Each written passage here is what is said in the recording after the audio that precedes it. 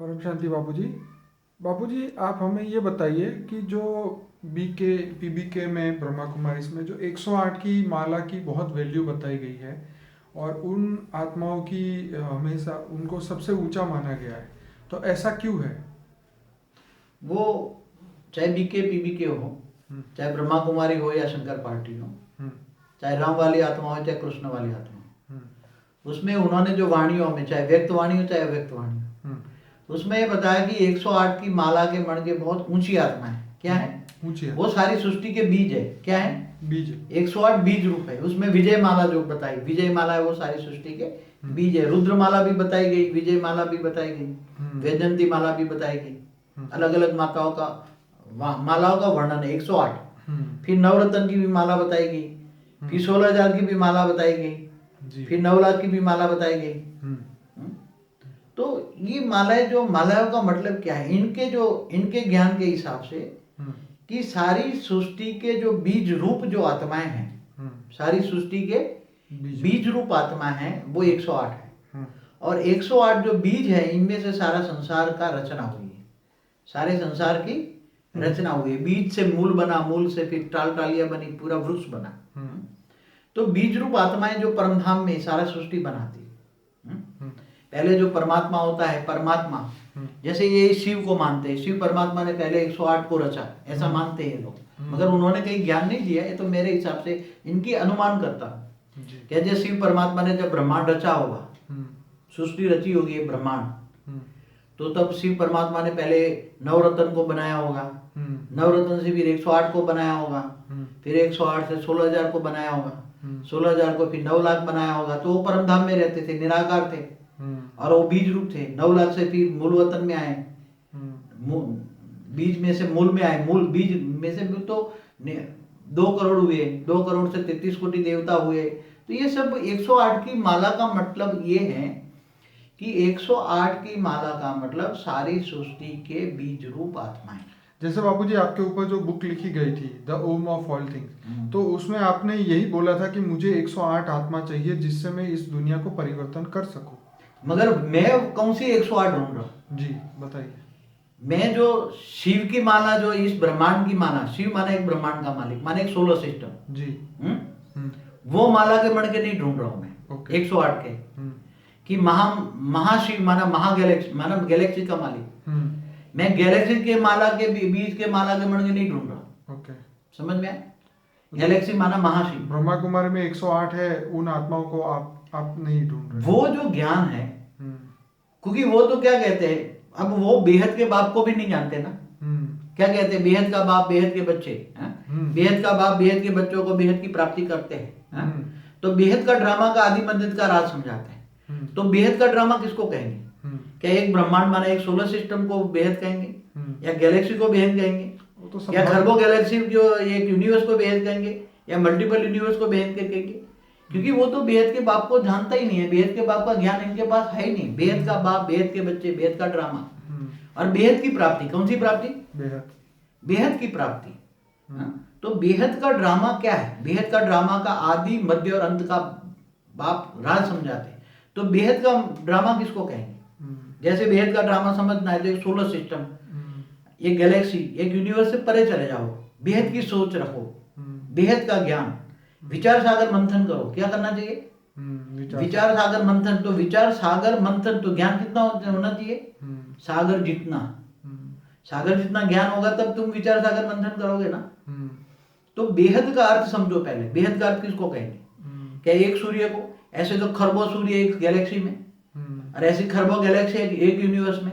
ऐसे great universe में खरबों यूनिवर्स है, ऐसे ग्रेट ग्रेट यूनिवर्स में खरबों ग्रेट ग्रेट यूनिवर्स है। जो साइंस वाले कहते हैं कि यूनिवर्स कितने हैं, कि सागर के किनारे जैसे रेत के कण होते हैं, उसको तुम नहीं गिन सकते, ऐसे इतने यूनिवर्स हैं, इतने यूनिवर्स हैं। तो वो क्या कहते हैं? 10⁵, 10 के पीछे 500 जीरो लगा दो, इतने यूनिवर्स है। और इतने यूनिवर्स के दुनिया को मल्टीवर्स कहते हैं। तो मल्टीवर्स और ज्ञान के आधार से बेहद का मतलब में ऐसे खरबों मल्टीवर्स है, तब बेहद का बाप बनता है। क्या? बेहद का बाप, बेहद का ड्रामा, बेहद का प्राप्ति। तो मैं वो 108 की बीज रूप की बात करता हूं। तो मैं केवल शिव की माला की बात नहीं करता, महाशिव की बात नहीं करता, परम महाशिव की माला की बात नहीं करता, मैं यूनिवर्स के माला की बात नहीं करता, गैलेक्सी की माला की बात नहीं कर सकता। मैं तो मल्टीपल की भी नहीं, मल्टीपल ऐसे खरबों मल्टीपल यूनिवर्स है, इनकी बीज की बात करता हूँ। तो बाबूजी हिंदू धर्म के अंदर भी लोग 108 की माला घुमाते हैं, तो वो कौन सी होगी? वैसे 108 की जो माला के मणके, वही बीज रूप आत्माओं की माला के मणके, वो पहले से बहुत पुराने मल्टीपल यूनिवर्स एक प्रिंसिपल आया हुआ है। ओके।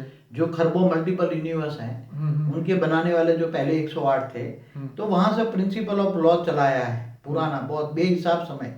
समय भी कितना है? बेहिसाब बेहिसाब समय। तो ब्रह्मा का 100 साल भी नहीं जानते ना। वो भी नहीं जानते प्रतिपल अनंत आनंद ब्रह्मांड बनते बिगड़ते हैं। तो ब्रह्मा का 100 साल बोल दिया, तो ब्रह्मा का 100 साल की आयु में ब्रह्मा की मृत्यु हो गई तो रोने लग गए। इसलिए तो वाणियां भी नहीं समझ पाते। 76 में विनाश होगा, 86 में, 96 में, 2000 में, अब कब होगा? अब संगमिक 100 साल का बोल दिया। क्यों बोला? मगर क्यों? तुम्हारे पास ज्ञान नहीं है। ज्ञान सागर इतना चाहिए, विचार सागर मंथन ना करना चाहिए। 5000 साल का वर्ल्ड ड्रामा होता है कभी देखो? बेहद का ड्रामा है, बेहद का बाप। वाणी क्या बोला? बेहद का बाप, बेहद का ड्रामा, बेहद की प्राप्ति। प्राप्ति भी कैसी होगी? बेहद की। तुम एक ब्रह्मांड के मालिक नहीं हो, महाब्रह्मांड के मालिक नहीं हो, गैलेक्सी के मालिक नहीं हो, यूनिवर्स के मालिक नहीं हो, मल्टीवर्स के मालिक नहीं हो। तुम कहां से आए हो? पहले तो तुम्हें ही नहीं पता तुम कहां से आए हो। बड़े दूर के रहने वाले आए, देश पर आए, वाणी पढ़ी ना। तो तुम कहां से आए हो? इस धरती पर क्यों आए? इससे बता, साइंस वाले, एलियंस वाले बहुत अच्छा बताते हैं कि तुम ये धरती पर जितने भी मनुष्य हैं, हमारे पूर्वज हैं। एंशिएंट एलियन वाले, हाँ, एंशिएंट एलियंस वाले बताते हैं ना कि दूर दूर से आए हैं, दूर दूर की गैलेक्सी से, यूनिवर्स से आए हैं। वो तो ये जो मनुष्य है यहाँ के रहने वाले नहीं, तो इनकी बुद्धि ज्ञान ज्यादा है कि ये एंशिएंट एलियन वालों का ज्ञान ज्यादा है?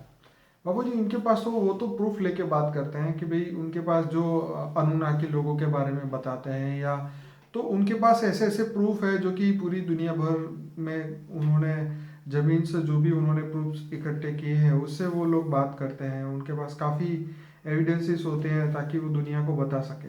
लेकिन इनके पास तो जो 1250 साल का एक युग बताए, ऐसा तो कोई एविडेंस ही नहीं है उनके पास।